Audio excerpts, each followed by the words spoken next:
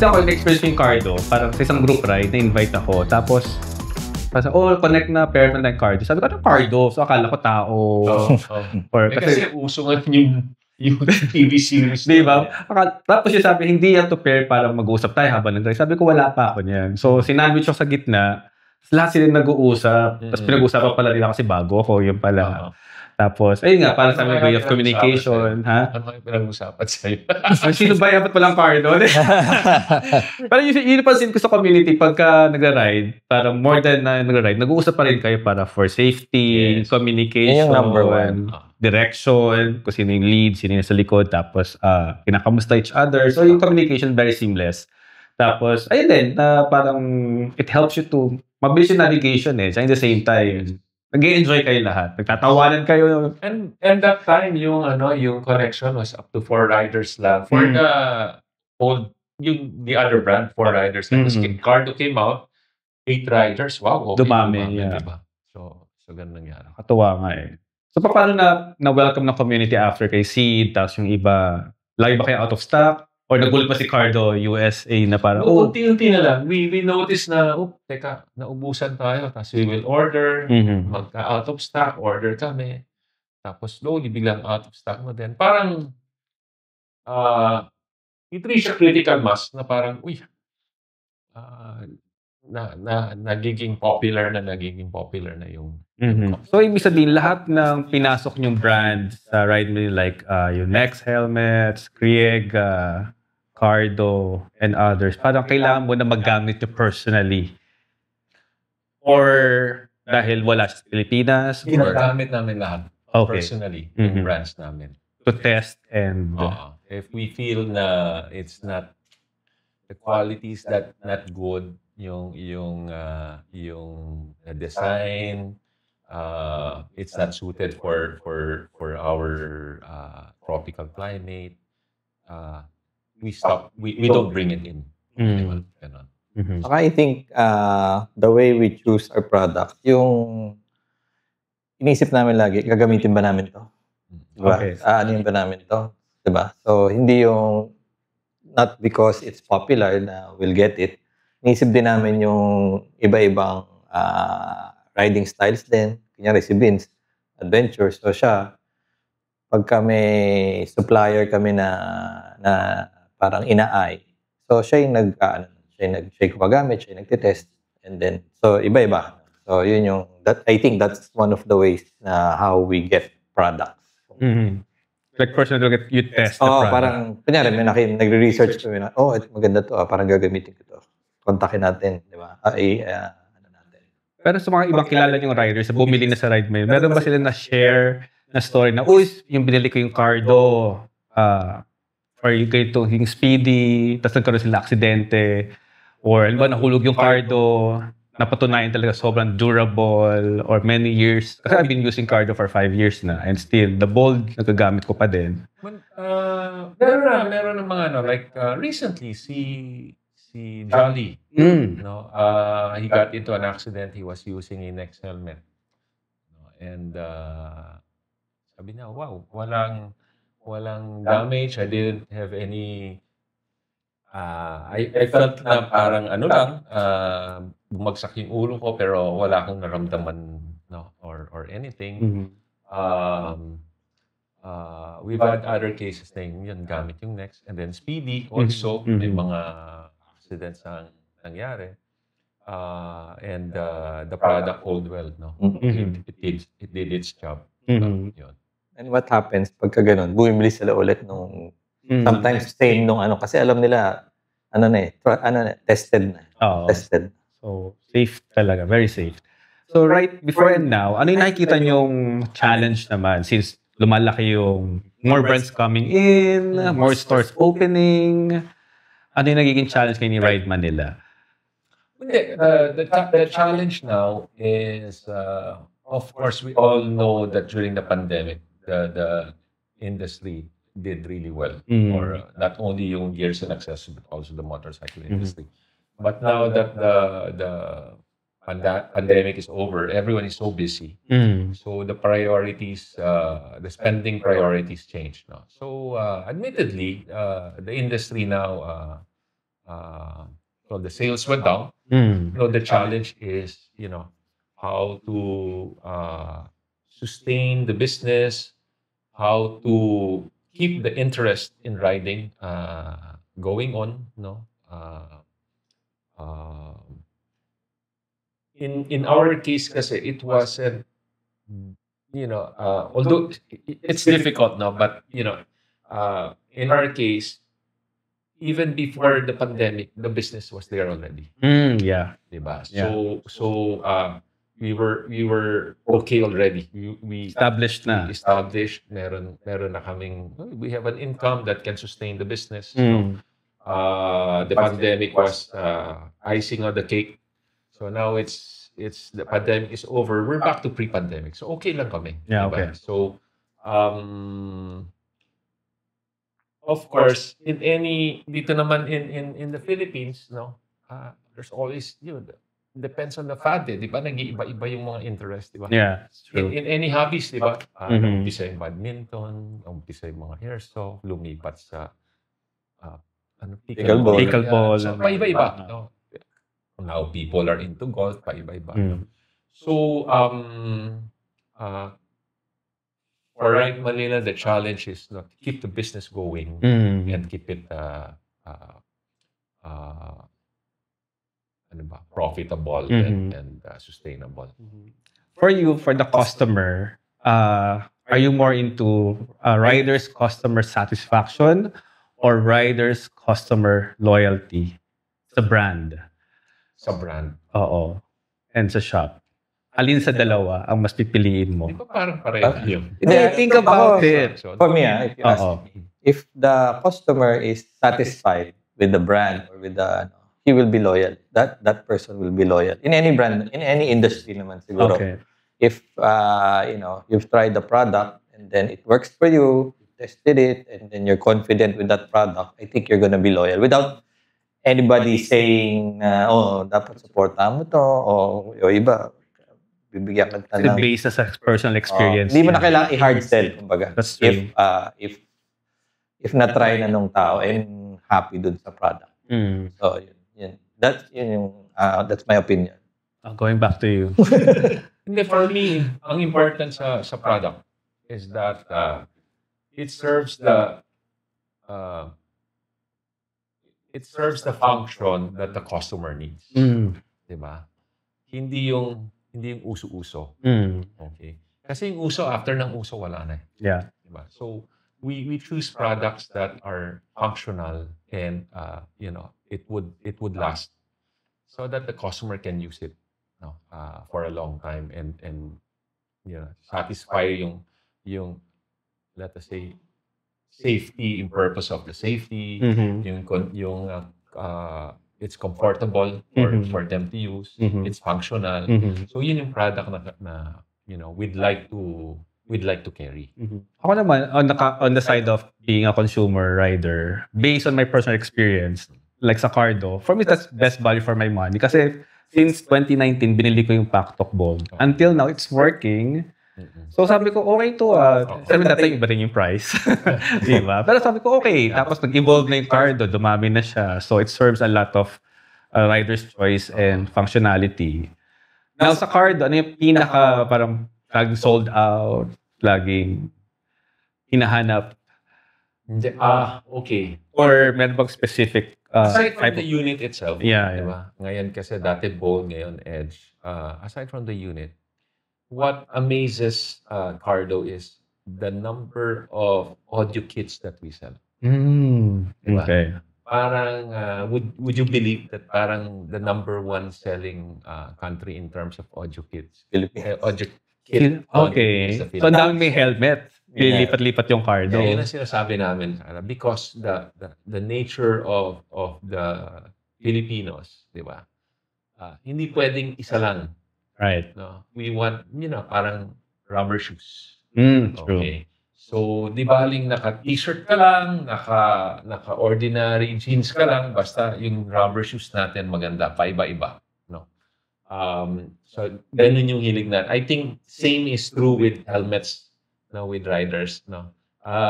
We have several helmets. Ayaw mo nung isa lang. At least napapagpalit mo, napapahinga mo yung isa. Also, we have marami sa atin. We have multiple bikes. And each bike has a different kind of helmet. Okay. So yun. That's why, sabi namin, that's why malakas kami magbenta. Saka sabi rin namin, yung mga Filipinos kasi, in general, saka yung mga regular riders, mga weekend riders, kunyari ngayon, suit ko itong helmet na to. Siyempre, may daming mga post niyan, di ba? Yes. So next week, gusto niya, siyempre iba naman yung nakapost. Baka para sabihin na, yan na naman yung suot mo. Di ba? So, ganun yung... I think nature natin yan. We want to be always different. Yes. Di ba? Yes. Mapakotse. Yes. Hilig natin mag-change ng mugs, magkabit Yeah, ng may accessories, upgrade palagi. upgrade. Oo. Pagdating naman sa sapatos, gusto namin paibaba sapatos. Yung cap natin, madaming, That's we true. like to be, ayaw natin may kapareho sa kalsada. Parang Yeah. gano'n di ba? Yeah. Yun. Problema ko ngayon,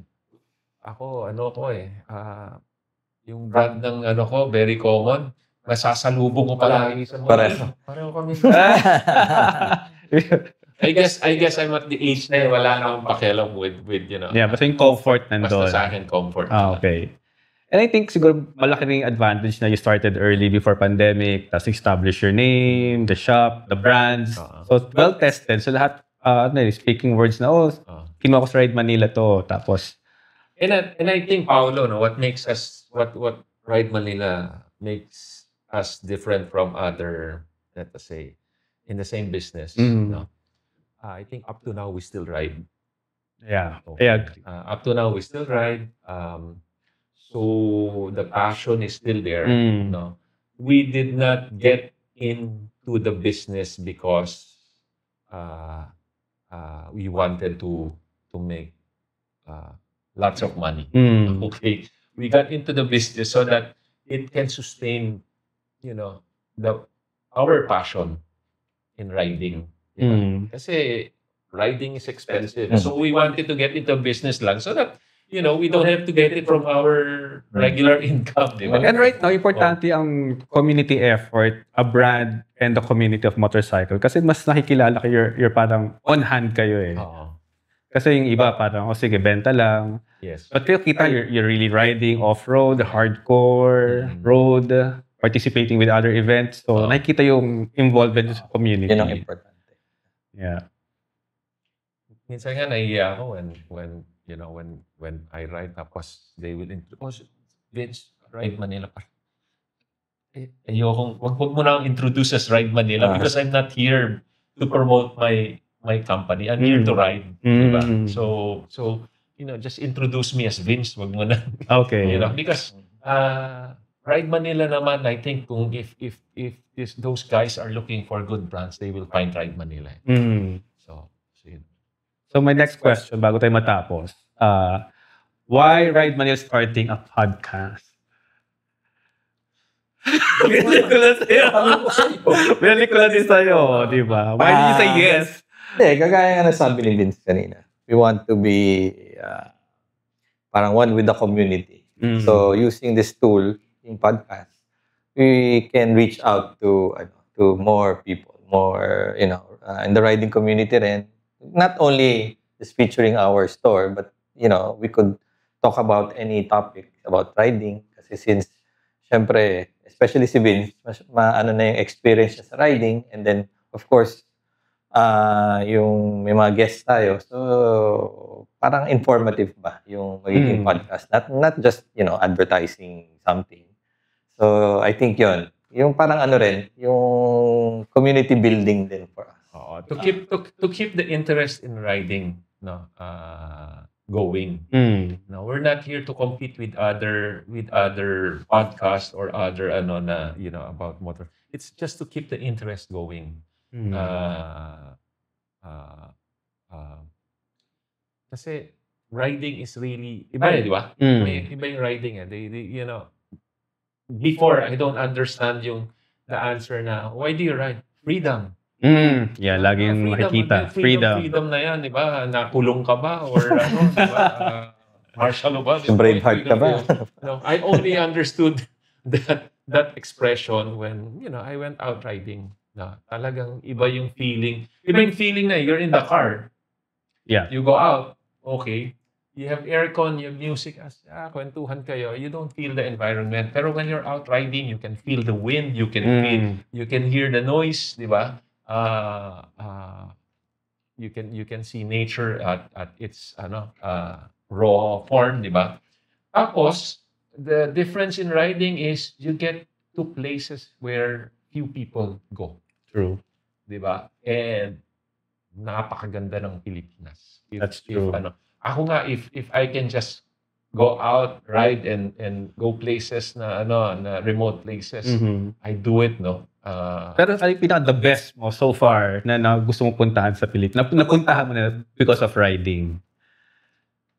I think the best so far is yung Mountain Province area. Mountain Province. Di ba? Yung Mountain Province pa din. Why? Because ang ganda ng tanawin. The temperature is well suited kasi malamig, di ba? Tapos talagang pag nakita mo, wow, thank you Lord for letting me experience this. Yes. And I hope, ang regret lang is how can I bring my family to these places? You need to ride the motorcycle. Yes.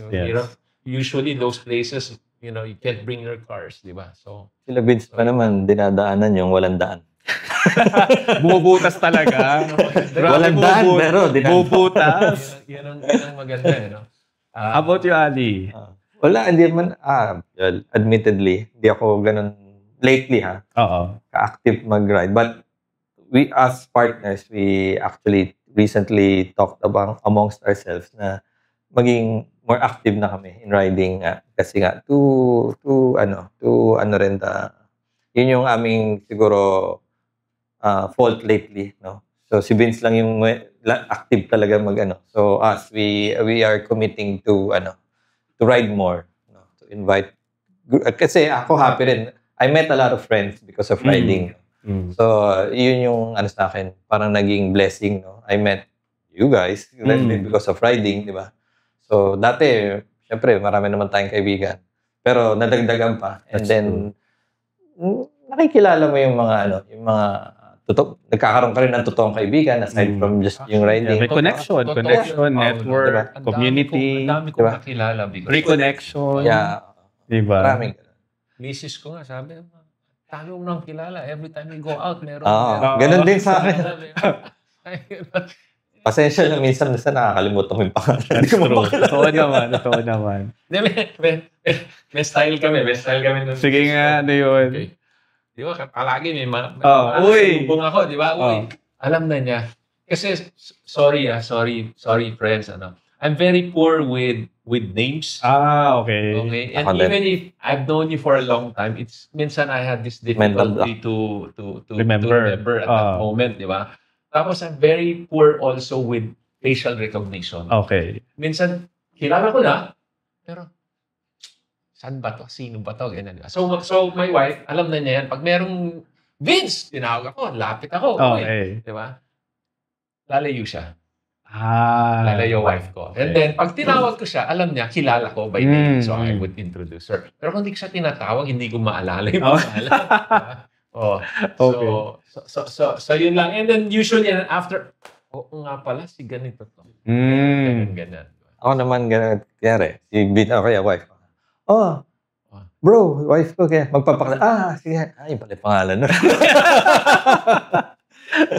Minsan kasi ako, alam ko yung pangalan, kaya matagal ko kilala. Pero minsan nagugulat ka, bigla kang tatawag, bigla kang na-mental. Hindi, yun yung last time nga, di ba? Okay. Yung partner niya, si Jamieson. James C. ba? James C. Mali ko pa. Kala ko na-typo ka lang eh. Okay, di ba? Nagkita kami sa Manila Pen. Vince! Uy! Yan. Tapos nabanggit niya yung pangalan. Tapos nire-recall ko. Is this James C? Or yung isang classmate ko sa classmate ko. Kaklase din yung kapatid niya. Jingo. Oo. Meron kasi si James C nung time na yun. Si Jay. Hindi, Hindi. ang mukha niya yung isang doktor, si Saifu ba?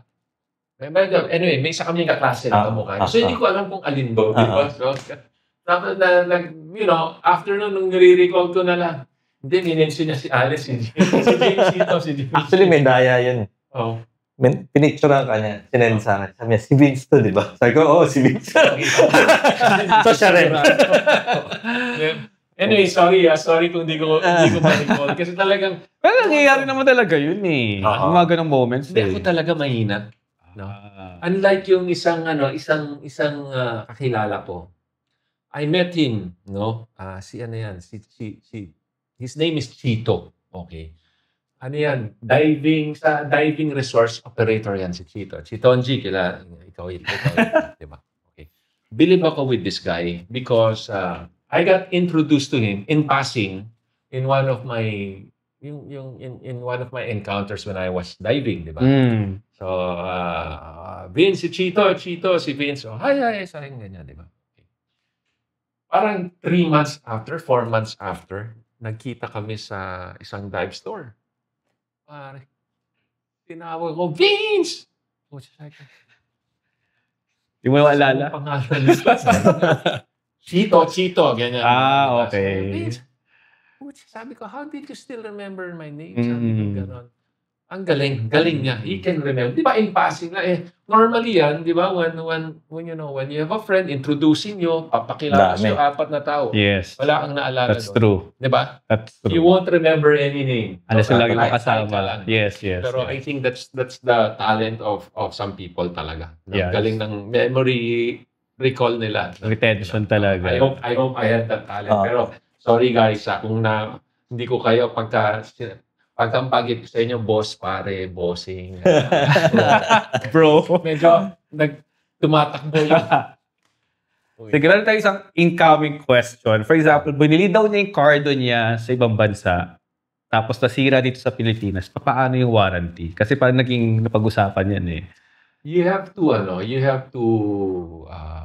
claim for warranty where you bought it. Okay. Kasi, so mag-i-email sila, for example, sa Hong Kong or Singapore? They have to claim it. If they bought it in Hong Kong, they bought it in Singapore, they have to send back their because Cardo discourages cross-border things. Okay.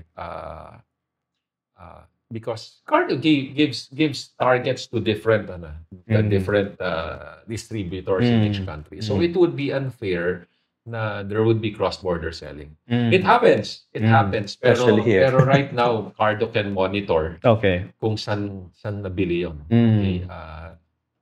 You activate your unit now. Yes.